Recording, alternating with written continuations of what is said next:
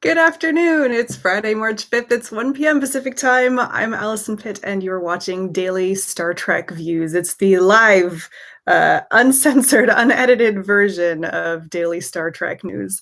Thank you all for being here. I've already been I've been watching you guys chatting in the chat. It's wonderful to see you guys all here and talking to each other. I am very, very glad to see that BC is there. I'm going to need a moon update.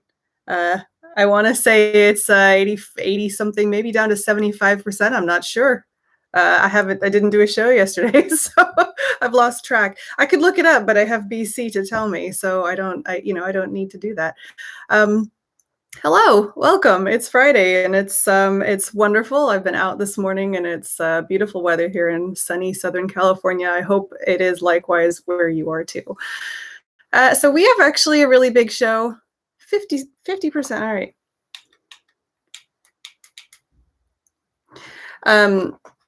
It amazes me how quickly the moon changes phase. And I know that sounds dumb because obviously it takes 2 weeks, right? But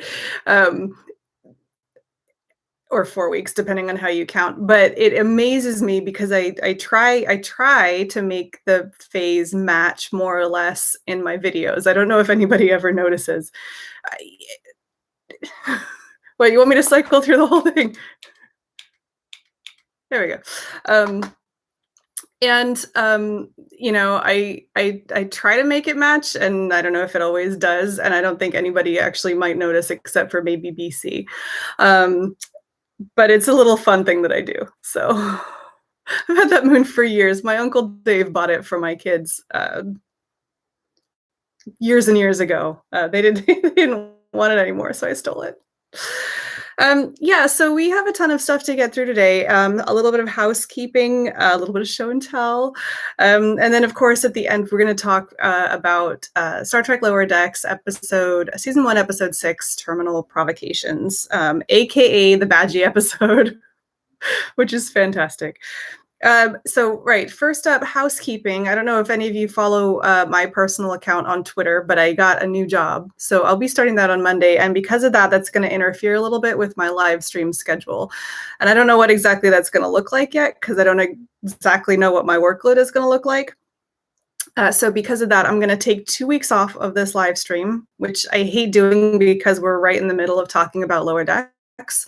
But it'll give me some time to kind of assess what'll be best for me. It also gives you guys a little bit of time to feed back to me if there is a preferred time, like something that works really well for you. Probably I'm looking at maybe Friday evening or on a Saturday, maybe on a Sunday, I don't know. So if you guys have any opinions on what would work well for you, then drop me an email or send me a message on Twitter or whatever, and we'll see. But just to allow a little bit of adjustment while I'm working out the logistics of the new job, I'm going to take 2 weeks off from this, and then we'll resume.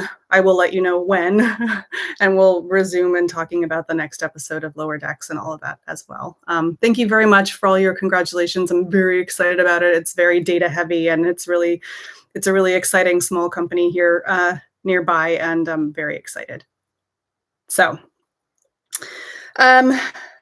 so that also, okay, I'm going to just dive into show and tell, and it's kind of a part 2 from last week. So if you recall, last week, show and tell was, I had a picture from Gates McFadden and my family. The kids were dressed up like Keiko and Picard from Rascals.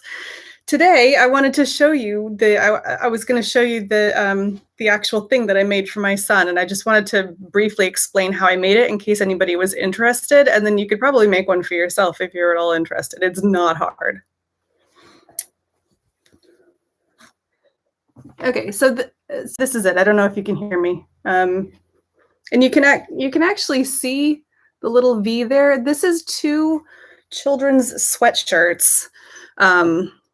Squished together.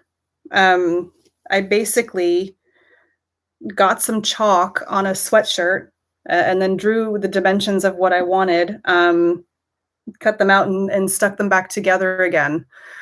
It's not the best job in the entire world. I'm not a great I'm not a great seamstress, but it actually, because like, especially sleeves and things are really difficult because they're pre-made, you can literally just like chop the top off and then sew it back onto the other one. I will show you a couple of little that I did. Number one, you have to make sure, because it's a high collar, you have to have a split in the back.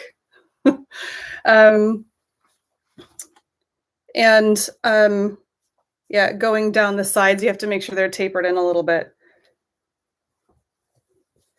But other than that, they're literally just, you can't see that. They're just sewn together with a zigzag stitch. It's really easy, and it's lasted years. I don't think anybody in the family fits this anymore, but it's pretty easy. The stand-up collar is, how do I do that? It's double, I think it's double thick, so it stands up a bit. And then I just got some cord and just did a little invisible stitch all the way around. It's super, super easy. It's Velcro closure. And for, you know, a little cosplay, I mean, it cost next to nothing. I think I got the sweatshirts at Walmart. It costs next to nothing, and it's pretty easy to do. So if you're feeling adventurous, I would try it. Don't get the ones with the little V thing, because you end up with one on your sweatshirt, but it's fine. And it definitely did the trick. So that's what I did. So there's that. Yes. Oh, so you guys were asking like what my new job is. It's it is my title is business data analyst. So I'm not a data scientist. I'm not a data engineer. I'm not a reporting analyst. There's a lot of, like, if you work with data, there's a lot of like different types of things that all sound about the same. What I do is basically contextualizing data and helping businesses achieve business goals using data. So there we go. It's a whole nother discussion for another time. So that's it. Show and tell and the new job. All right. So before we kind of get into talking about Lower Decks, I want to talk about two really big stories. Look at the first one out of the way first. Paramount Plus. Hey, it's new. It's Paramount Plus. Has everybody changed over their apps? I'm curious, pop in the chat. I'm curious what your experiences are. For me, so far, it's fine. Everything's exactly like it was, just the logo is different. Here, we actually, so before we were subscribed to the Apple TV Plus channels. So you got CBS, we got to deal with CBS All Access and Showtime together through the Apple TV channels. We actually got rid of that last night and went for the normal, just Paramount Plus subscription, because I was having trouble. A lot of what you see on daily Star Trek news on the web, I use affiliate links, and it was hard for me to deep link into their site because they wouldn't let me into their site because I wasn't logged in. It was a pain in the butt. So anyway, we're logged in properly to Paramount Plus now. One of the first things I did, which was the same as the first thing I did when I first logged into HBO Max, was to go through every single like program I could find and every movie that I could find, and I attempted to put it on a watch list, which of course Paramount Plus does not have a watch list. Maybe it's just the Apple TV app. Maybe they have it on other things. I didn't check on the web, but I hope they fix that soon. I seem to recall that as being an issue with CBS All Access for a long time. And it's kind of a pain because there were a few things that I would put on a watch list to go back and like bookmark, and I couldn't. And now I have no idea what they were. So I was disappointed to see that the Star Trek films are not all on there. They only have 4 of the films. And I just, there was a whole bunch of stuff that I was expecting there to be there that wasn't, but you know, it was the first day, so I'm going to let it go. In terms of being able to access the site, in terms of being able to, you know, the app and everything updated seamlessly, from experience, upgrading anything technology-wise is incredibly difficult to make sure that you've got all the bits and pieces all working together. From that perspective, I think they deserve kudos, because being able to access the content that I was accessing before was seamless. So good for them. I'm curious if any of you were new signups to Paramount Plus because you knew it was changing, as like you didn't do CBS All Access before, and then now you're doing Paramount Plus. I'm curious if anybody did that. Pretty much everybody I know through Star Trek is already a subscriber, so. Yeah. But other than that, the reception seems to be good, and it's solid. See also all of the other things that I go on and on about Paramount Plus. And I think I'm probably supposed to disclose that I am a shareholder of about 2 shares of Viacom CBS stock too. So just FYI. There's no insider information going on. Anyway, so the other big news, which I don't want to talk about. The other big news is a Star Trek film. And if you saw the title of this live stream, you will know that I am reluctantly talking about it. I literally had a rant yesterday at the dinner table saying, I'm not ready. I'm not ready to start talking about Star Trek 4 again. We literally just killed the last one. I'm not ready. Which sounds terrible and might imply that I don't want to see a Star Trek 4, which is not true. I'm coming at this from a media perspective as somebody who covers information like this, and there's just so much drama around it. I'm just not ready. But and I do think it was funny, Mohammed, I noticed you mentioned it earlier. They seem to, it's like they know. And I'm not so egotistical to believe that anyone from Viacom CBS listens to anything I have to say.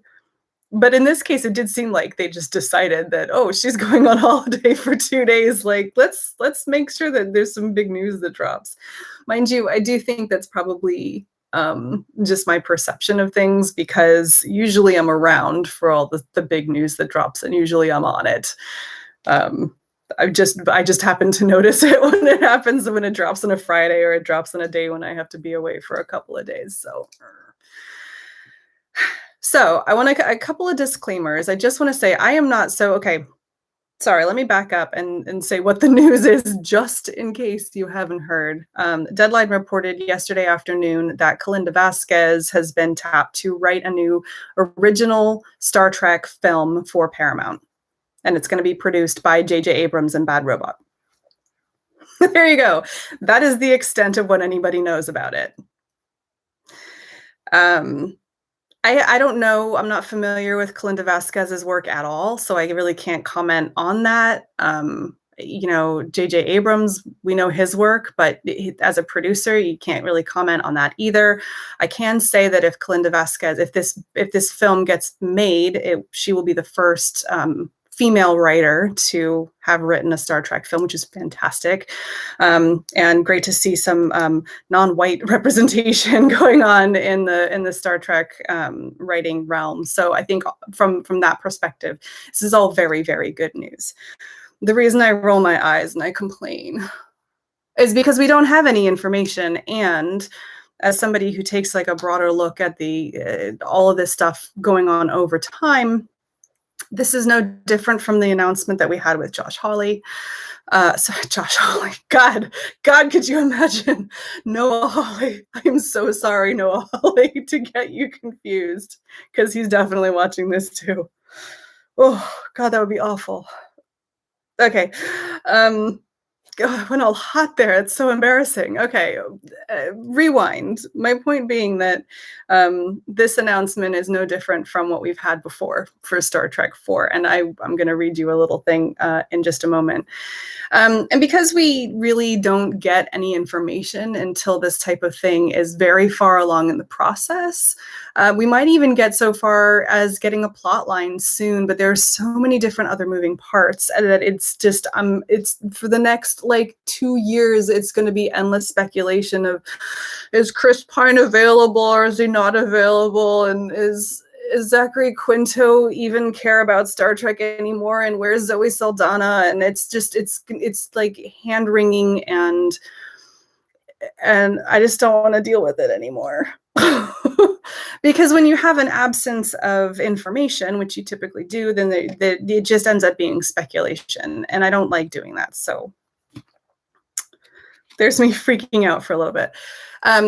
So, okay, I wanted to provide the context. And so I was curious, and I went back and I looked up the announcement when they first talked about Noah Hawley and his involvement. So I'm going to flip over to the other screen and read this for you really quick. So it's short, don't worry.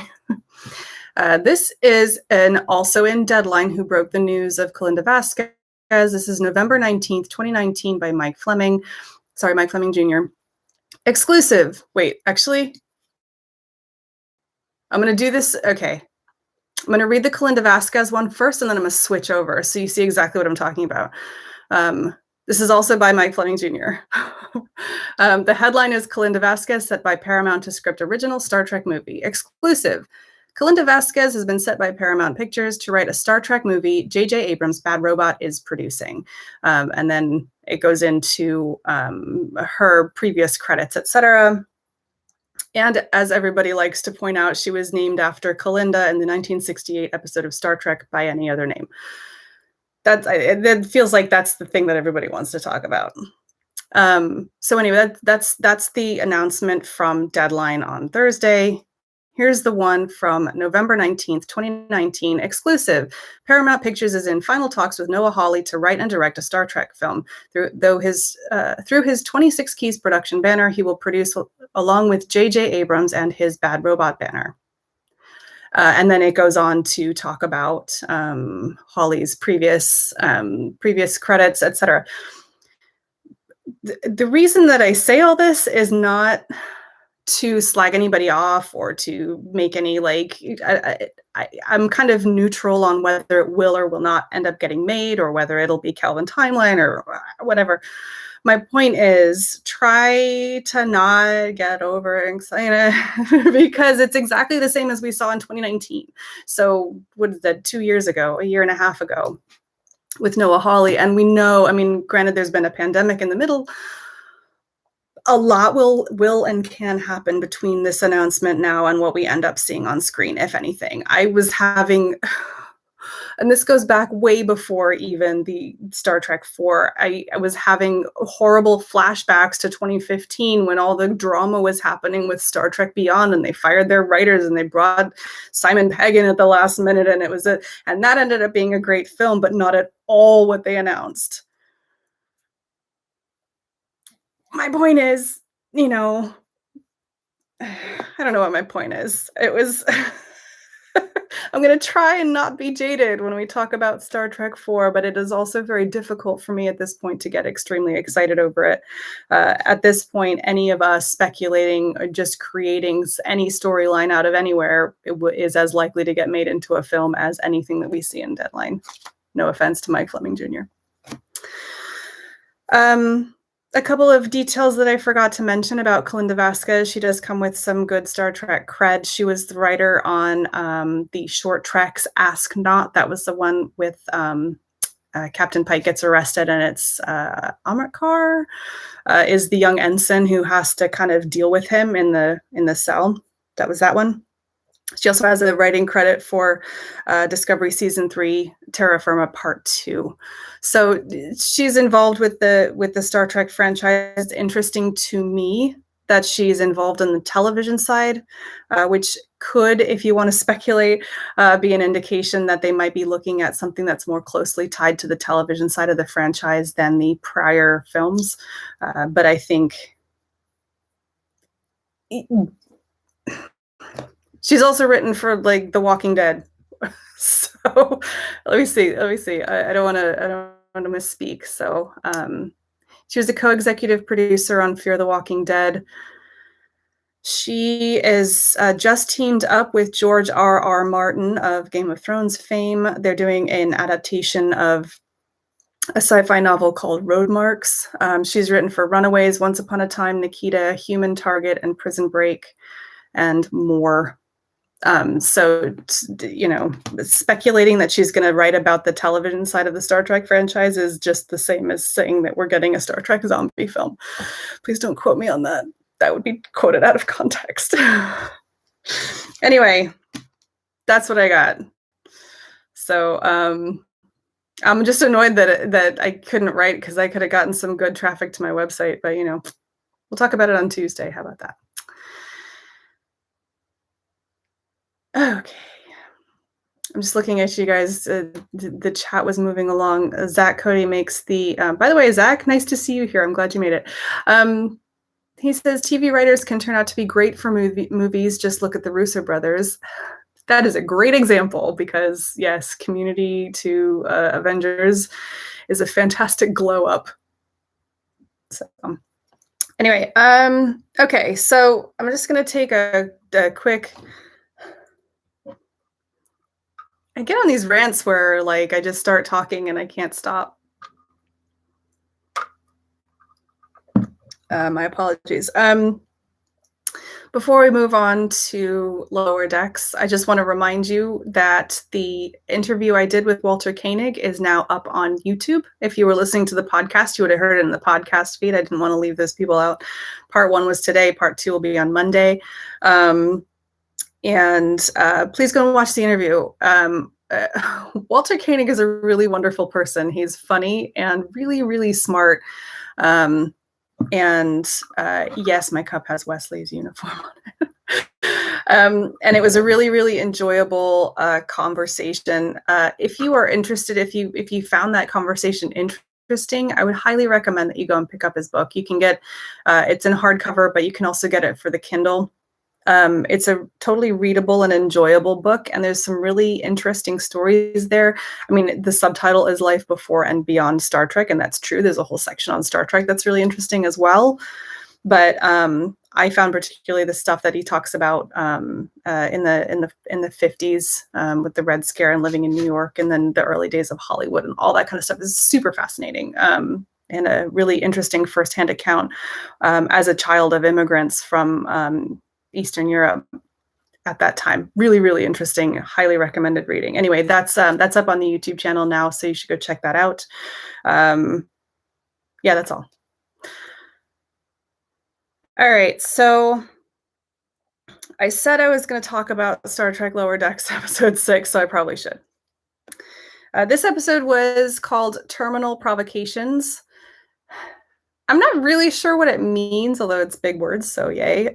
This is the Badgey episode, which I have been looking forward to.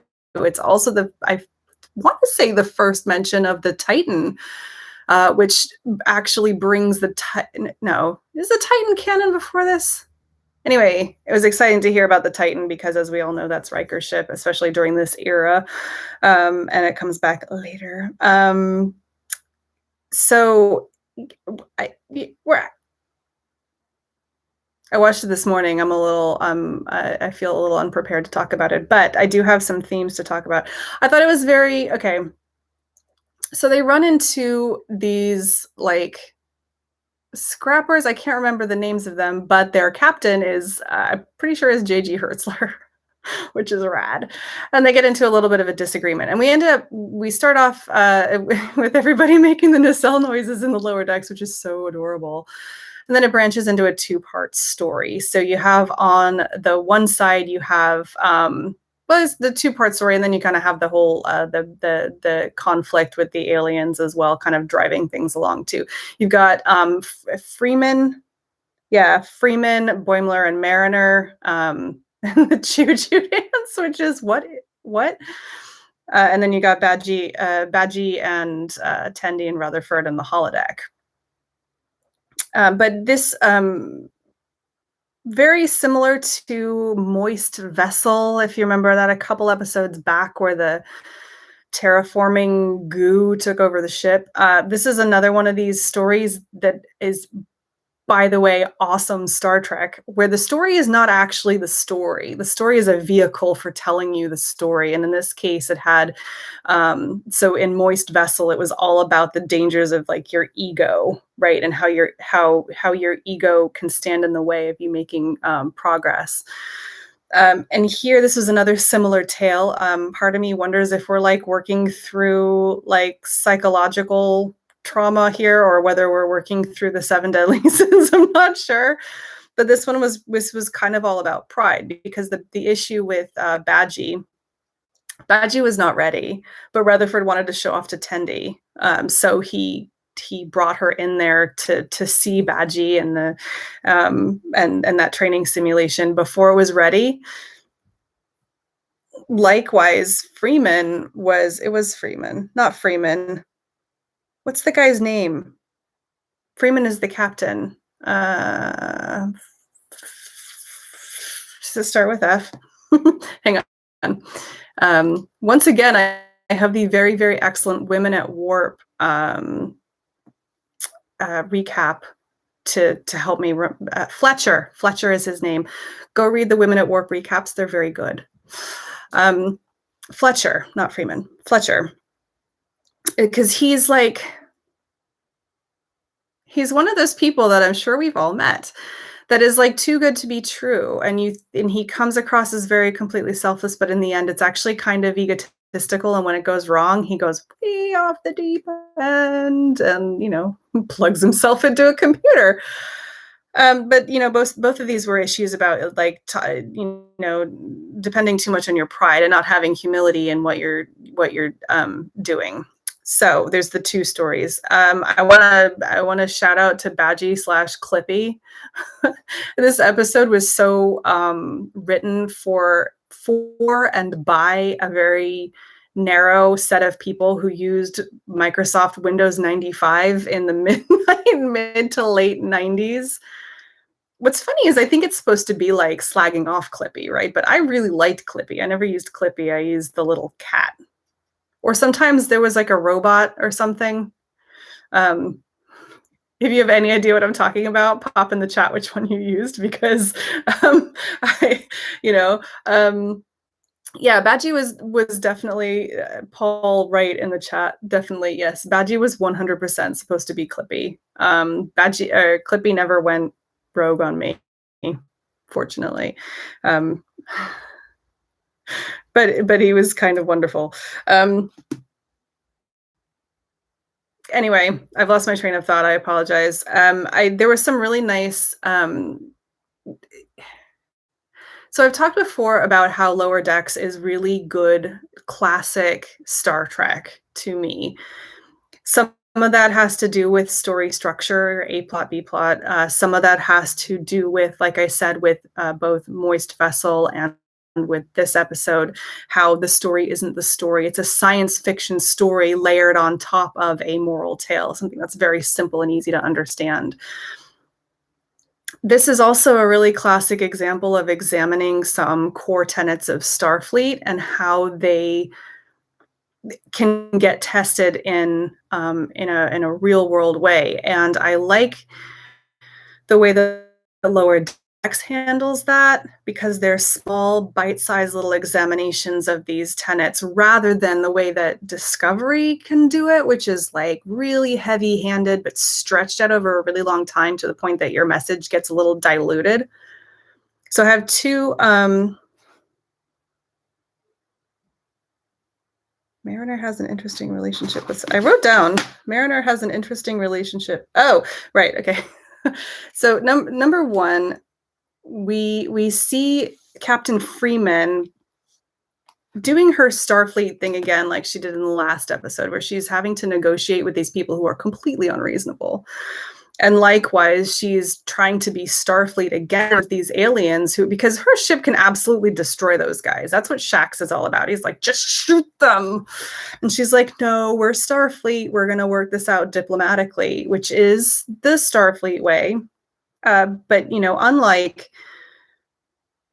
a lot of times in like TNG, which a lot of us consider to be our Star Trek, I know not everybody, when we were confronted with an issue, it was generally the conflict was away from us. The conflict wasn't with us. Like there might be some, hard feelings, but generally speaking, we're dealing with somebody who's being a jerk to somebody else. So we go in and we sort them out. We don't have an awful lot of people being jerks to us directly. So this is what we're watching Freeman trying to be Starfleet up against this guy who's just a total jerk, and watching that kind of happen in her head to the point where she gets finally to just shoot him because they're being completely unreasonable, and then of course they can't. So it's interesting to watch. That's a little examination of what we believe Star Trek is, or Starfleet is. That really using force as a last resort.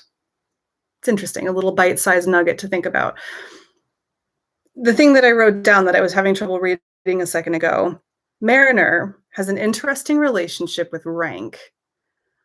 And this is another, again, it's another like little miniature examination of something interesting. And it's in the forefront of my mind because I've been job searching and like onboarding into a new position.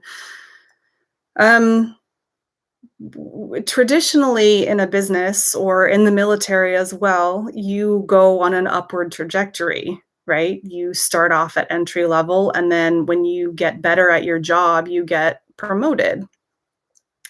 I think that mode of thinking is actually becoming outdated, and it's being reflected in Mariner's complicated relationship with rank. So we know she's been demoted a couple of times, and she absolutely does not equate rank with success. She actually likes being an ensign. She loves being an ensign, and she thinks her skills are perfectly suited to being an ensign. I also think in modern business, that's the case as well. The skill set of an entry-level data technician, for instance, is different from a middle manager or a senior manager or somebody who works in HR or somebody who works at a storefront. All of those things are different skills, and they play differently between each other, and they isn't necessarily a linear line. And in fact, I would argue that if you have somebody who's really excellent at their entry-level job, unless they are somebody who's interested in becoming a manager, it's actually a loss to the business when you promote somebody out of something that they were really good at and what they really enjoyed and force them to do something that they don't want to do. Whereas maybe you should just make the most of them in the position that they really love. So it's really interesting to watch that being played out with Mariner. And of course, like I said, this is colored by the fact that I'm sitting here talking about a new job and everything. The reason that I said that was because, at the end of the episode, and Fletcher, I can't remember, I forgot his name again. Fletcher is awful, right? It turns out he's really, really terrible. She could have turned him in. She's like, I'll tell you exactly what happened. And then 5 seconds later, he's being promoted off the ship. Actually, a punishment. It was a bad thing. She knew that he was going to end up off the ship and possibly fired, and he wouldn't be her problem anymore. So that was kind of weird to watch that. I want to say that Mariner is going to make a great captain one day, but I'm not sure she will, actually. She's really, really good at being an ensign, and the things that she's done so far, she's really, really skilled at. I'm not sure she wants to ever manage a team. I'm not sure she ever wants to be at that level, and I'm not sure anybody should make her. And certainly she sees promotion as like a death sentence, basically. And I can't remember how this ends up playing out for the rest of the season. I think at the end, we're going to see that hitting her pretty hard again. But I don't know. So we'll see. Anyway, overall, Terminal Provocations, once again, I didn't even talk about Badgey because I love him so much. I can't even remember. I'm going to misquote him all, but they're like, I'm going to wear your face. Like, all the evil stuff. Where did that come from, Mike McMahon? There's some super dark stuff going on with Badgey. It's wonderful, and it's ballsy, and I'm pleased that ever made it into a Star Trek episode. So yeah, Terminal Provocations. This is really great. Star Trek continues to be. So far, there has not been a Lower Decks episode that I could say anything like. I don't think I've said anything bad about it so far. I love episodic television. This is satisfying that need. Each episode talks about something that is actually kind of deep and meaningful and gives me a lot to think about when I take away, which for me is classic Star Trek. It's ticking all the boxes. Plus, there's just enough Easter eggs to know that I'm missing all the Easter eggs. But it feels familiar down to the stupid font that they picked, the TNG font for the credits. But what more can you say? That's all I have. I'm curious to hear your thoughts. So I'm going to take a couple minutes and read back through the chat, and then we'll wrap up. So Peter says, overall, I like Lower Decks a lot. Was my favorite Trek season from 2020. Yeah, I think so too. Lower Decks to me is an easy watch, and I know the episodes are shorter. There's less emotional involvement going on, but I know that I'm going to sit down and I'm going to enjoy it.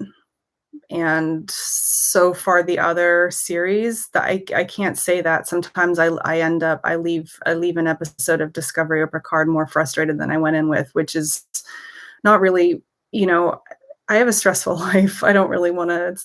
It's not fun. So I'll still watch it. Don't worry. Still talk about it.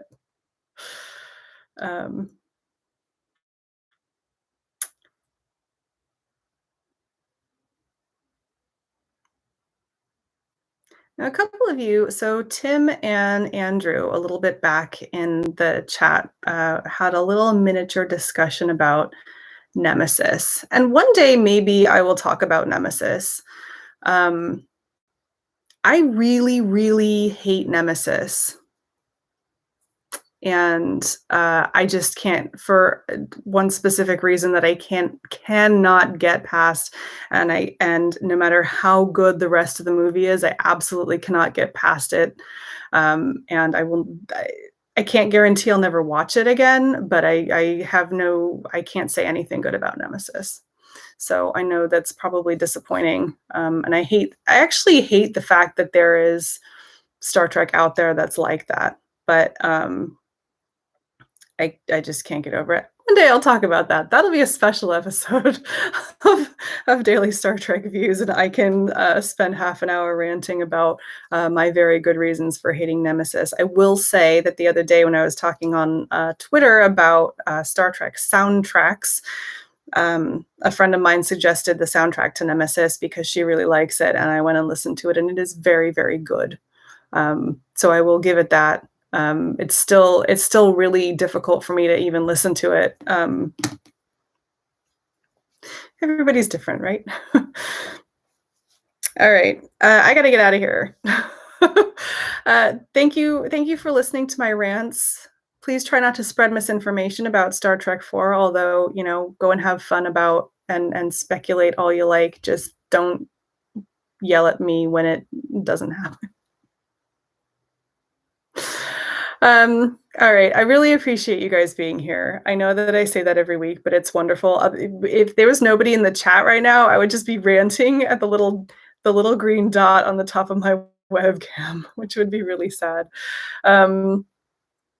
Peter in the chat has wished me good luck on my new job. Thank you very much. I start on Monday, so we'll see how that goes.